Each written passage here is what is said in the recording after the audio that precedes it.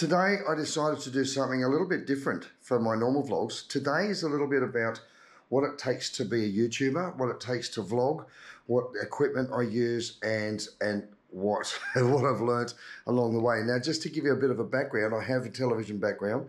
I was a cameraman. I used to shoot the news and there's a few other things with people at Channel 10 and fly around the world doing documentaries. So I do have a bit of experience on using cameras and putting stuff together, editing and that sort of stuff. However, this is a whole different world. My cameras used to be big and heavy things that sit on the shoulder, and as a cameraman, I was using two hands and getting all right in on the action and watching someone else do all the entertaining stuff, and I was sitting back here trying to make them look pretty. So now I've given up trying to make me look pretty. It is what it is. But I've decided to do. When I first moved over to Bali, we started doing some vlogs to sort of show how Bali was during lockdown and during COVID. And it became so successful that I kept doing it, and I've got probably 500 videos now online, and still more. I've got something like 30,000 people watching what we're doing, and something like 5 million views over the last 2 or 3 years. So that's pretty phenomenal considering I started out with one little tiny camera. It was just a basic little GoPro. It was this one here. So I thought I have bought lots and lots of equipment. Every single gadget and trinket and catch and grommet and stick-on thing and whatever you can buy for GoPros, I bought other cameras. I've still got my big broadcast camera back in New Zealand. I don't need it because I can do more with a $400 or $500 GoPro than I could have done in the past, in many cases, with those huge, big super cameras. So, look, where to start? Okay, so my journey, I started with a single GoPro. In fact, that was the first one there, a little GoPro Hero. Great, waterproof, light, and easy to maneuver. Look, this is just my opinion. It depends on your circumstances and the style of vlogging that you're doing. But what I do is travel around. I've got some live camera stuff. I've got a bit of action stuff. I've got a couple of drones that I can put up and get some environmental shots or some nice big sweeping overhead shots and stuff like that.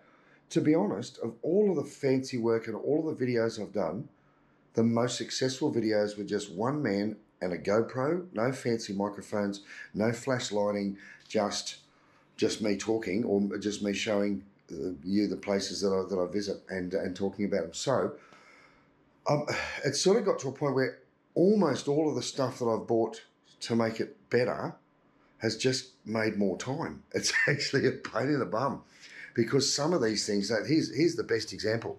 These little cameras here, Insta360, is a great camera, but I'm using 99% of my stuff is on a GoPro. As soon as I take it off the GoPro, I can put it straight through the memory card reader into my editing computer. Here's the big edit suite. Now, I'm in Muzza in Bali Central here. There's my little map of Bali that me and old Al put together. It's a bit of a legend, that map. So I've got my editing computer. I've got my GoPro. I've got a couple of GoPros today because I thought, well, I'll show you how it is behind the scenes as well. So you get to have a bit of an understanding of what it looks like to be watching me or doing it. And then I've got a whole heap of other bits and pieces. So if I want to do some nice work where I've got some nice zooms or close-up work or specific things, I've got this nice little Sony camera. And that's really handy and convenient. It takes beautiful shots. It's not quite as plug and play as the GoPro, but it certainly can be. I've got a couple of other bigger cameras that go on this gimbal here, and these are fantastic for having a steady shot and a steady camera. In fact, I've got an old video camera on there at the moment, which I honestly haven't used for donkey's years. One of my most common things that I use is, if I don't have my GoPro with me, I nearly always do, but if it's not handy or if the battery's flat, I grab my Samsung. Now, this is the newer one, the 24 Ultra.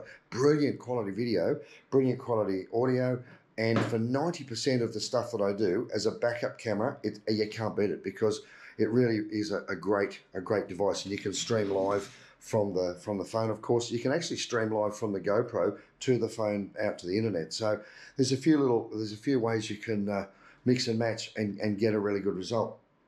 I've got microphones. I've got quite a range of microphones from sort of walking around professional style, more of a singing or an interview style microphone, to this is a studio microphone. I do this for voiceovers and for Skype calls or important stuff. I've got a little DAT recorder, a video audio recorder that I can plug external microphones into, so I can hear and see what's going on for interviews and multi-purpose interviews. Now, quite often, this by itself is good enough if you can get close enough to the subject, but it's a bit ugly. It doesn't sort of look good on camera. So we try to sort of hide that in amongst the pot plants or something. And just a whole range of other types of microphones, studio microphones and the lot. Do I use most of them? No. Occasionally. I use some of them for specific things, like when I'm talking to Frank and Monica, but we've had a few people discussing the sound quality, and to be honest, it's not easy, because in the real world, in the television world, you'll have one person whose job is, with the headphones on, to sit there and listen to the sound and to adjust the volumes. I can't do that while I'm recording, because I'm a one-man operation generally. So it's basically set it up and forget it. And if the audio cuts out halfway through, I don't know until the end of the video, and you go, oh my God, what could I do?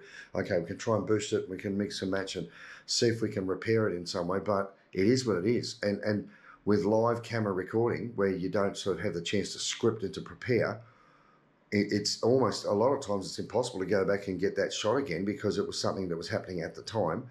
So you can only do what you can do. You're very limited in your availability. Now, to be honest, the microphones built into the GoPro are brilliant.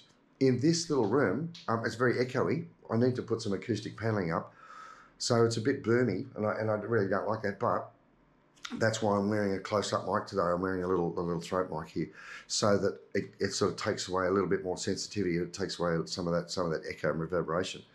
But generally, I just go straight off the old camera mic. In fact, this one here, this camera and that stand, is almost always on my hip, and I wear it around just about everywhere I go, and I pull it out, push the button, and it's ready to go straight away.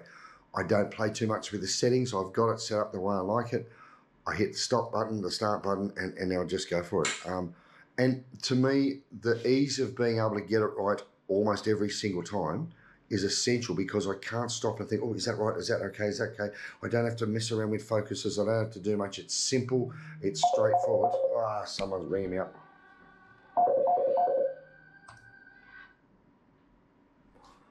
That's the problem with live TV. It's simple, it's straightforward, and I can just get the shot, get what I need to. Now I'm going to turn my phone off so I don't get disturbed again. Sorry. Oh, where's she gone? Quiet. This is the fun about live audio. So cameras.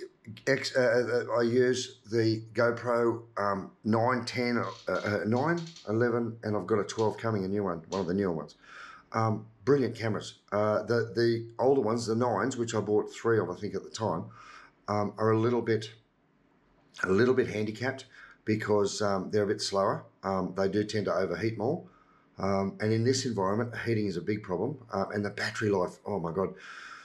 I'll get to that in a minute. So I got a GoPro 11. It was a brilliant camera. However, it started frying SD cards, and some of my SD cards cost hundreds of dollars because they're quite big ones. So I've sent that back to GoPro, and I'm on a subscription thing with GoPro, and every year I pay into a subscription, but it gives me I think up to 2 free cameras a year. I just have to send my old camera back, no matter what's happened to it. If it's got wet, if it's got damaged, if it got run over by a truck, if you can retrieve the camera and you can give it back to them, even if it's been eaten by a lion, if you can wait for it to come out the other end, you can send the camera literally back to GoPro, and for about $100 changeover, they'll send you a brand new one back, or at least a refurbished one back if they can't fix yours. Bloody brilliant service, honestly. I love the quality and the support I've had from GoPro. However, they don't offer that facility here in Indonesia, so what I've had to do is send it back to Australia and get someone in Australia to send it off into GoPro in my name and return it back that way. So luckily, I know a lot of people coming to and from Australia regularly, so I can easily get that organised. But if you're living outside of some of the more popular areas, then you might find that that's not as suitable, although you could always send it back to your family or whatever. I mentioned briefly about batteries.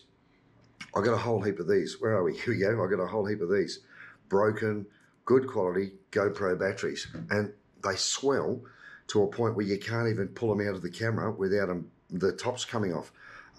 The batteries are okay, but they're getting to the end of life. Now that battery, I think I bought 6 batteries for my GoPro 11 about 12 months ago, and they're all toast. And that's because I keep them all charged up. I use them on hot days all the time. I don't try not to go till they're very flat, but I keep them topped up as soon as I get home, and that's huge. It's quite a huge task just to come back home and make sure.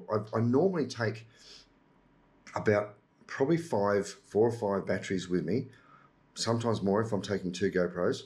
So I've got a couple of spares and a couple that I can lose a battery on. Sometimes the batteries just don't seem to last very well, and other times it seems like they go forever. But the cameras get hot. Sometimes if you're doing continuous recording, the cameras will shut down, which can be a pain in the bum as well. And batteries like this aren't cheap. I think from GoPro Australia I can get them for about $40 each, but over here they're a bit more than that. And I don't get my discount through the subscription, unfortunately. So because I'm in Bali, but like 4 or 5 of them are still going to cost several $100s, a couple of $100s, and I'd probably go through them every 12 months and expect to go through them every 12 months and maybe keep the older ones as backup or something like that. I've got spare batteries for every camera I've got, because you never know if it's hard to keep track of recharging. You've got to be really regimented when you're doing YouTube, because especially in my case, I'm doing video after video after video, day after day after day. And if I don't come back and start recharging all my batteries straight away, then quite often they won't be any good. And I'll go to pick them up and go, oh, they haven't done that one yet. I use a multiple battery charger like this. It takes 3 batteries in there. You just plug it into USB.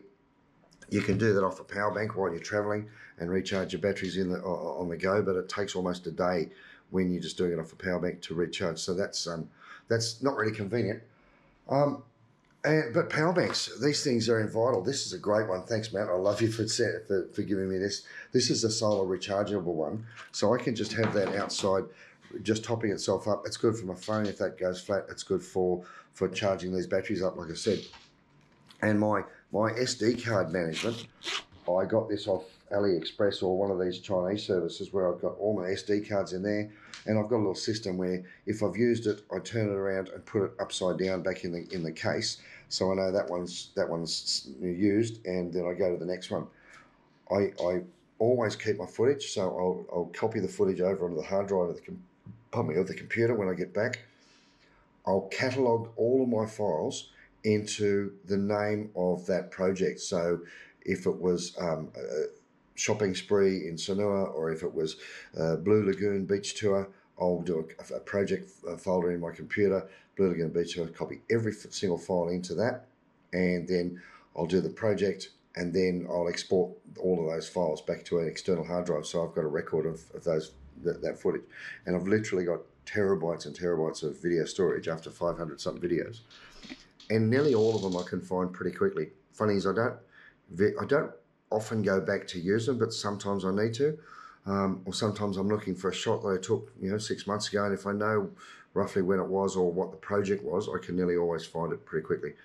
So storage of files and utilizing files is pretty critical, actually, because knowing what shot came after what and getting it all sequentially accurate and whatever, and just keeping it all in one place and not killing your hard drive and not killing your computer by stacking it up much is really, really important. These cameras are capable of 4K and sometimes more now, so that's a huge amount of data, massive files, and the SD cards, at least 128 gig or 200 plus gig. So with the big files like that, I can normally, with a big card, I can go a full day of videoing just on one card, which is handy. But I might do 1 or 2 projects on that same card. So I've got to, again, go through that, put them into folders, put them onto the computer, and then I can sit down at the computer and start putting a project together. When you start doing things like drone, when you start doing things like the 360 camera, to get this into a format that you can use simply on the edit line, it takes another step, and it's quite tricky. They're amazing cameras for being able to see everything within a 360-degree sphere, and then you can pinpoint the action piece that you want, and it looks like you're standing a million miles away. The selfie stick becomes invisible. They're really, really good cameras. They're just a pain in the bum because it takes so much extra time to take the shots off that 360 sphere. You've got to re-edit. You've actually got to point the camera, essentially, when you get back to the edit suite. And it's not as smooth as it would like to. Look, so I'm not saying I'm the best camera operator. I'm not saying I'm the most experienced with these cameras. I've had that one for over 12 months, and I've used it a few times. I was hoping it was going to be good for night vision because I used to do a lot of pub crawls and nighttime riding down the road, and I found that the jarring and the blurriness at nighttime was just wasn't suitable for showing you guys. It wasn't good enough footage, so I've gone back to using the GoPro. The steady shot built into GoPro is second to none. Honestly, I've tried a few other cameras, and you can turn these cameras upside down, and I'll see if they'll let me do it. Now, my camera's upside down, but the shot is perfectly normal. We do it again, and the shot is accurate. So it's got horizon leveling. It's got, if I move the camera around, I'll show you on the other camera what's going on. The image isn't moving or hardly moving at all. So if I'm bumping around on a motorbike, or if I'm walking down a bush track or something like that, I want the image to look nice and sharp, nice and still, nice and clean.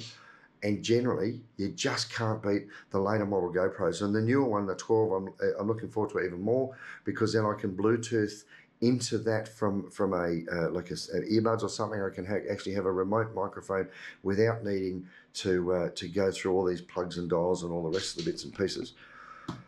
And they're just faster and cleaner. The new 13's just out or just coming out. I'll wait till that's in and had all its faults and stuff found out. I'll stick to the 12 because it's going to be a little bit cheaper now. There's a new model, and I don't need some of the features that it comes with because I'm not sort of really doing action cam, sort of racing down motorbikes or motorbikes down hills or bicycles and stuff like that. And again, I just want something that's simple and easy to use. It works every time. The audio is nearly always as good as you can get it, and you don't have to mess around and adjust settings and all that sort of stuff. So I guess that covers most of the camera stuff. It is a bit of a difficult situation, but generally 99% of my videos are just simple, straight off the shelf or straight off my hip. Going out to do the vlogs? Look, I've got a list of probably a dozen videos or more in my head. I'm always keeping my ears and eyes open for new content and for new ways of introducing stuff for you guys, and getting suggestions from you. Please keep sending suggestions. Some of them are great, and some of them you tell me what you want to see, and I'll do my best to see if we can do it. But I've got a list of stuff to do, and I've got a whole heap of videos. Some of them are going to take quite a bit of work to get together. I want to do a video. Here's one example of the number of tattoo shops around Bali, because there's more tattoo shops than there is 7-Eleven. God knows there's enough of them. But the number of tattoo shops is hundreds and hundreds just in some streets. So you go from Kuta down to Seminyak and down towards Canggu, and you probably, I don't know how many you pass, but look, that's going to take a lot of coordination, a lot of time, a lot of energy and effort just to get a video with a whole heap of different studios. It'd be fascinating, and I'd love to go in and speak to all of them, but that would take months. So maybe I'll put that one on a back burner. I'll see if I can do some nice simple ones. And today, this is what I've been thinking of doing for quite a while, and I thought with everything that's been happening lately, I just need a change of pace. I need something that's going to give me a little bit of a smile and give you guys something to look at. So look, thanks so much for being part of this journey and for supporting what we're doing, what I'm doing here in Bali, as well as what we're doing with Bali Donate and the charities and stuff that we support. So taking the images is simple. Now, with the GoPro, there's a few accessories you can get, a couple of different lenses. I use the big fisheye lens. It looks like that. It's a big round thing, and it gives me that really close sort of round face thing. I know my melon's already big enough, don't have to tell me. I now use that because for 99% of the work I do, it really works well for me I don't have to sort of have my arm away from the camera like this just to get a fairly reasonable shot. And I've got the standard lenses as well. I know the new GoPro 13 has got a whole heap of different lenses. I'd be dead keen to try that in a while once they've all settled in and when I can afford to, but I certainly can't at the moment. And then when I bring it home, I've got an incredible computer. It was put together in Australia, and it is an absolute power horse. It is built specifically for video editing, and my program of choice that I use is Adobe Premiere Pro. Now, it's a professional grade product. It's got massive opportunities. There's almost nothing you can't do on it, and you can stretch it across multiple screens. So I'm going to have a screen over here that I store and prepare my work. Here's all the video. Here's the folders that I've got with photos I've just put together from demo, and I can go into the project down here, open that project up, and here we go. Takes a sec. And I've got my timeline right across the bottom. I can see what I'm doing. I can put video and images and pictures and stuff like that up and zoom in and out, whatever I need to. Plenty of room on the screens, plenty of extra resources if I need to pull extra files, if I need to go and get music. So look, people sometimes ask about the music that we put on. I'm not allowed to use copyrighted music generally because it's got royalties attached. Sometimes I do, and that means that the video is not able to be monetized. But I've got a company that I use all the time called Artlist. And these guys are there for people like myself who are doing videos or corporate videos and stuff. I have a subscription. I can just put in any type of music I want up there, and there's literally hundreds and hundreds and hundreds of audio that you can download. And once you've paid for the subscription, you can use as many videos as you want, and they are professional quality videos that you can use for free, and it doesn't have any copyright or anything attached to them. So that's what I use, Artlist, and it's like I'm not getting paid by GoPro. I wish I was. God, I tell you what, someone from GoPro is watching this. They want to sponsor me. I'd bloody love to hear from you, but I'm not getting paid by anyone to do this video. This is purely just to give you a bit of information about how we're doing, how we do it, and what we're doing. An essential part of being an editor is having some bickies or having some Skittles. I often say to people, it's not all beer and Skittles over here. Well, there can be a lot of beer, but now there's a bit of Skittles involved as well. It is a lot of work. It takes me to edit say a 10, 15-minute video. It often takes me several hours of preparation of file, combining. This video is 20-something minutes long. It's going to go on the timeline. I'm hardly going to have to touch it, but I've got two cameras running, so I'll mix and match some of that footage with the other camera, so you can see the behind-the-scenes version as well. But generally, for most of the videos, you stop, start. All of those got to be put back into sequence. You've got to put them up on the timeline. You've got to trim them and make the story make sense. Take out as much extra time as you can, because it just becomes a problem. Obviously, you guys don't want to get bored just watching what I'm doing. And finish it up. So it can take a long time if you wanted to start a YouTube channel.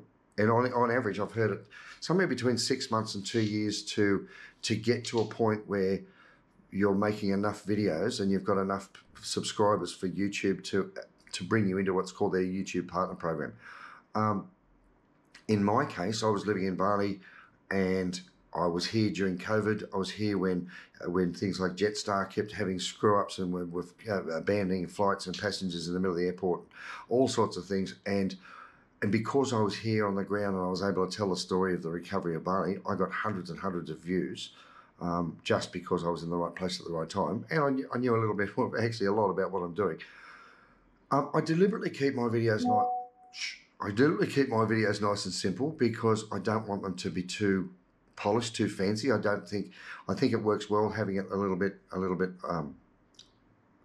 I don't know, a bit bogany. I say, look, you can't polish a turd and there's no point. It's just going to be a shiny poo. And I'm not trying to be anything other than just a bloke in Bali. This is not a commercial television station. I'm not trying to become the next reporter in Zambezi or something. I'm just a guy in Bali telling it as I see it, and sometimes I get it wrong, and sometimes I get it right. And over the last couple of years, we've had thousands and thousands of people watching, enjoying, and a few people criticising. That's all part of the game. And unfortunately, when people don't like what you're doing, they're bloody quick to tell you, or if they think you're a fat slob and you've got to give up the booze and that, they'll tell you that too. And just because you've got a YouTube channel, they think they've got a right to be abusive and to be nasty. It used to stress me, and it certainly does stress my wife, because she takes a lot of it to heart. So I've made a decision only recently, and I did do a little rant on one of my recent vlogs. But in the future, if there's... Look, I'm all for differing opinions. I have no problems with people saying, I disagree with you, or I know something that you don't know, whatever, and engaging in discourse. Nobody that's ever abused or criticised me has left a contact number or an email address. You can see my email address sitting on my YouTube channel right now. You can contact me through Facebook. I'm a pretty easy guy to find. So I'm willing to put me out there on a plate, but I'm not willing to do that and compromise my family or my friends or what we're doing, especially when it comes to looking after the charity and stuff like that. So in the future, negative comments will be withdrawn if I don't believe they're suitable or respectful. And it's just common sense. It's not their channel. If they don't like what I'm saying, they go get their own channel and tell everyone that Murray's an idiot. Well, I probably am. In fact, I'll tell you right now, generally, my sister will agree with you. But generally, here's my camera, it's just died. So I'm back to one.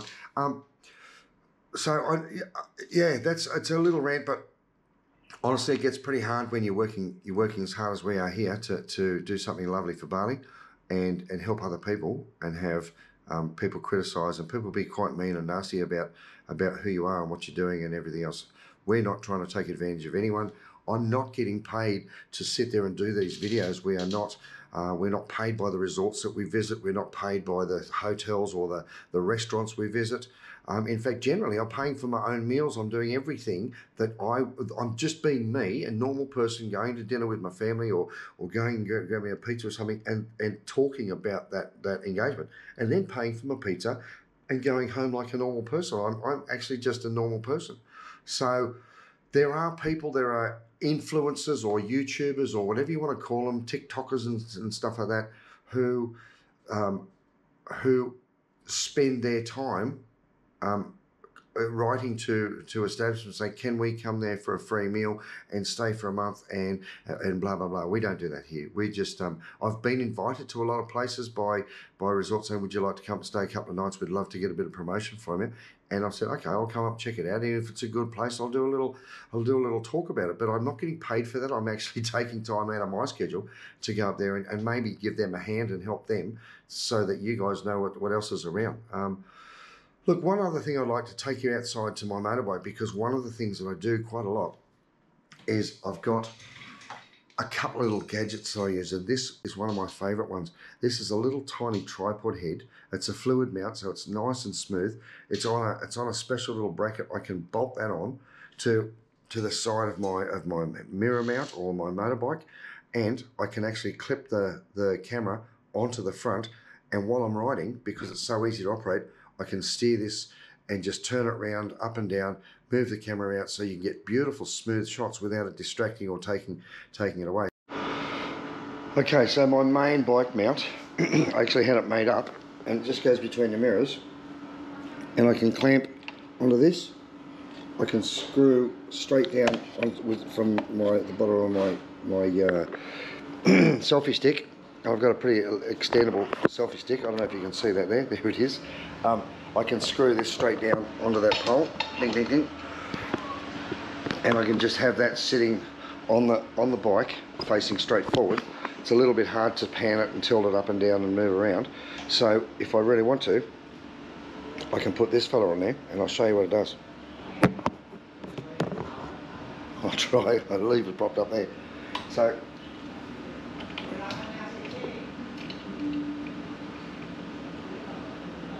the beautiful thing about this mount is if you're going forward driving or something, ATVing, you can just take that and clamp it onto the side. And while you're driving, you can adjust the angle that you want it to be at, tighten it off, and as you're driving along, you just turn it sideways and lock it off. Get in the right position and it'll stay there, and you unlock it and pan it around. And you can follow the action, you can move the angles, whatever you want. And there it is, nice and simple. Little secrets like that. That little mount there, I think, was about 30-40 bucks. It wasn't very much at all. Get hold of a camera shop that has a lot of accessories and GoPro stuff. I'll tell you what, the behind the scenes, I have a couple of tubs here, just full of brackets, clamps, mounts, screws, clips, additional equipment. Just to be able to make it happen. I've got more in that side there. I've got one of those tubs just full of USB and other leads and whatnot. So, look, you can do this very, very simply. And my suggestion, if you're going to start a YouTube channel, try and keep it as easy and as laid back and as simple as you can. Just talk to the audience like they're standing right there in front of you, and just be real. If you don't know, look, my first few videos, I thought I was trying to be Mr. Getaway, David Attenborough or something, and they felt so awkward. And I'm not putting on an announcer's voice or anything like that. I do sound like this, and I'm just as stupid in real life as I am on camera. And I laugh at myself, and that's my normal character, and I think that's the secret of my success. Is not only am I just me, and I'm not trying to be anyone else. I'm not trying to be Mr. Beast or some famous and amazing person. I'm just a regular guy, just having a bit of fun. I love my work. I love being able to help people. I love being able to help you guys and just bring you some information and some good video. But I just you just keep it simple, keep it easy. Just talk from the heart. If you're going somewhere, do a bit of research. Go to the visitor centre before you go into that adventure park or something, and do a little bit of reading. Jump on the internet on your way there and just read up about that monument and say, oh, okay, so that was built. It took 20 years to build or something. And instead of going, the GWK statue, and I did this one. It's one of my old videos. Took 20 years to build at a cost of and these days I'd walk in and go, bloody hell, it's huge. Imagine it took 20 years to build this, and instead of narrating it after the event, it's easy to be there, be real. So, like you're sitting there talking to your own kids and say, hey, you wouldn't guess it took 20 years to build this whole statue or something. And so talk as you're a normal person. Put a bit of fun in there. Make it interesting. Don't stop doing content. How do I put it? The content that I do, most of the best videos I've done have just been off the cuff. Oh, I better record that because that looks good, or that looks like someone might be interested. 90% of those videos are the ones that go viral or that go really, really well. The biggest one I think I've had was talking about getting ripped off in Bali.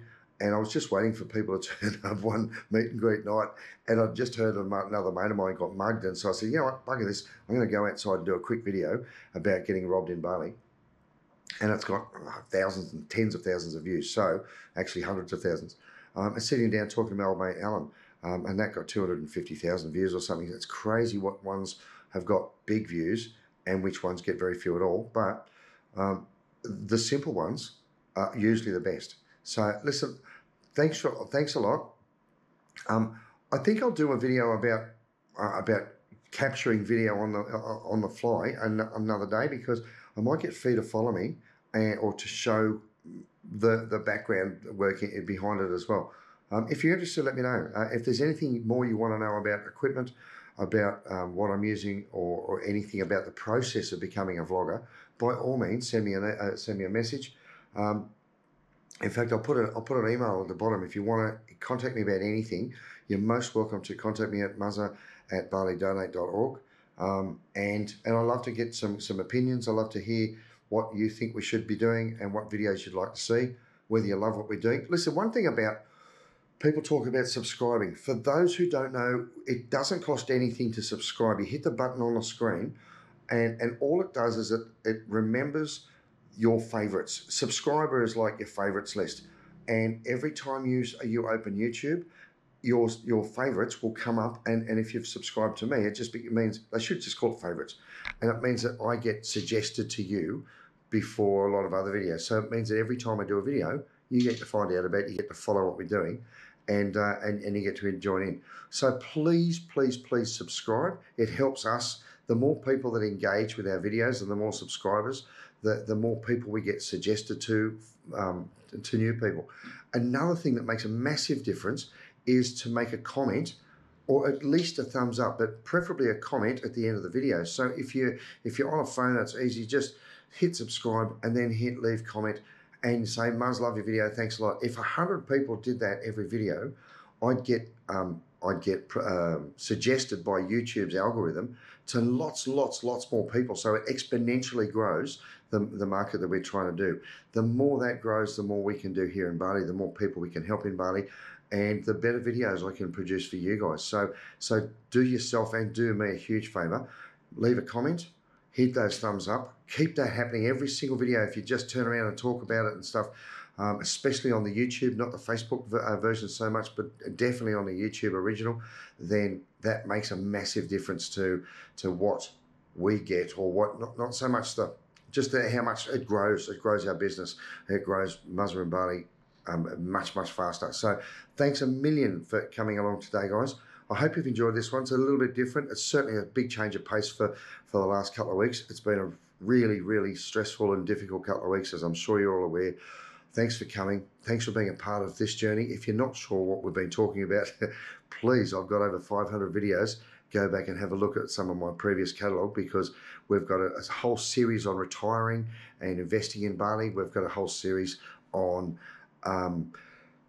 helping Bali, Bali Donate videos with hundreds of videos about us going up into the village and going up into the mountains and feeding people and helping to build schools and all sorts of different projects that we're involved with Bali Donate. It's a registered charity that my wife runs, and Katut and a few of our closest friends who have all come in to volunteer their time to make Bali Donate something that's going to be a legacy for years and years to come. And a heap of other videos in there as well. So I hope you've enjoyed it. I hope you look forward to the next video coming out. I'm going to keep doing more videos around different suburbs and sort of highlighting Sanur and highlighting Seminyak and Canggu. I hate Canggu, it's just crazy, but it's fun. So look, there's much more videos in the wing. I hope you've enjoyed this one. Love to have you on board, and let me know if you're coming over, because I love to catch up for a beer. We have our little meet and greets every Mondays and Wednesdays. So if you are coming over, send a message to me on Facebook. It's the easiest way to communicate with me, Facebook or email, and we'll let you know where we're going to be. We'd love to catch up with you. See you when you get here. See you guys.